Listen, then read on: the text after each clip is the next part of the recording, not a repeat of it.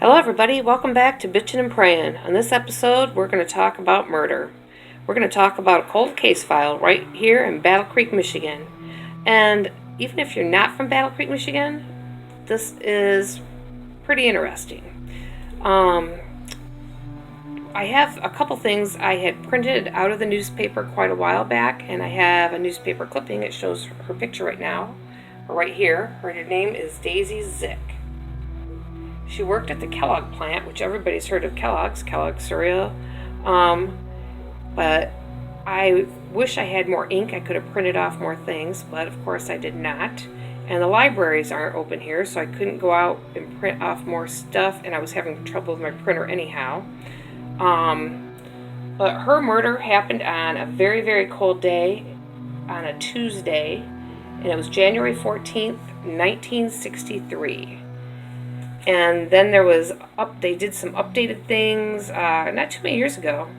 Cold case files keep popping up where some of the detectives who had retired were still trying to find out what was going on, still looking for that killer. And there is a great book written on this, Murder in Battle Creek.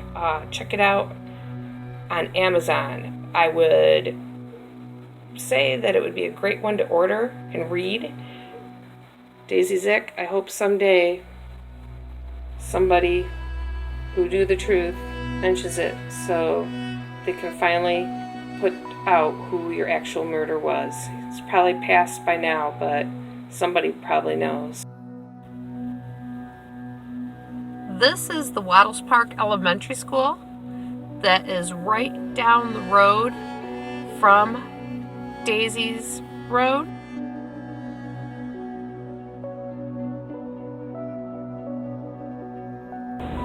This is the path that the murderer would have been taking down Wattles Road as they left the Zick house and getting ready to turn onto East Michigan Avenue.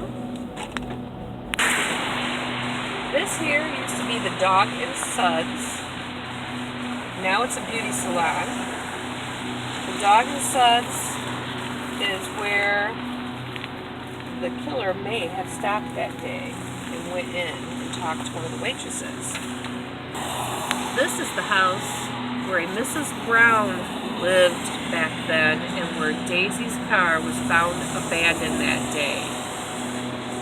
Her husband, Floyd, found it.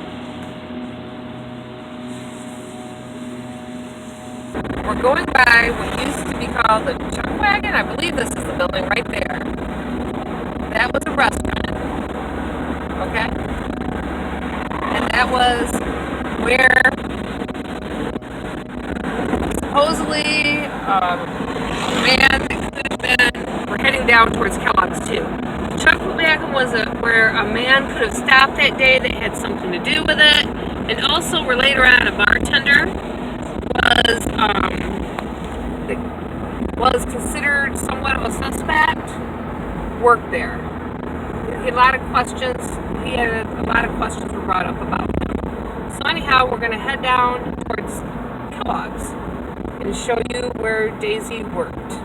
Right here is Kellogg's, and that is where Daisy Zick worked. A lot of this is taken down now. I'm sure it looked a lot different back then. Actually, I know it looked a lot different back then.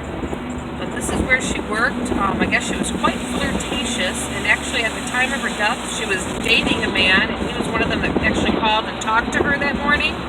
I guess her husband actually knew about some of her affairs, and had some of his own. But her husband actually found her body, and he was cleared, and the man that she was having an affair with, he was cleared. They had alibis and were cleared by the police. Right here is where Bella's lounge, or Bella's restaurant would have been, is right in that area that you just saw. That is where the restaurant where Daisy was supposed to meet her friend to have coffee before work, and when she didn't show up, her friend tried calling her, and then she called Floyd, Daisy's husband, at work and alerted him, and he went home, and that's when he found Daisy's body. So read the articles, look it up. It's way too long to all put on a small YouTube video. That book would be a great read, and you could match all these pictures up to what's in there or what's in the articles. I wish that this was solved. I wish that somebody may have told that they did it, a family member that somebody may have told that they did it, would come forward. It's a very interesting story. And Daisy Zick, may rest in peace. Thanks for joining us on Bitchin' and Prayin', and make sure you subscribe. We have another cold case file story coming up. See you next time. Thanks for joining us.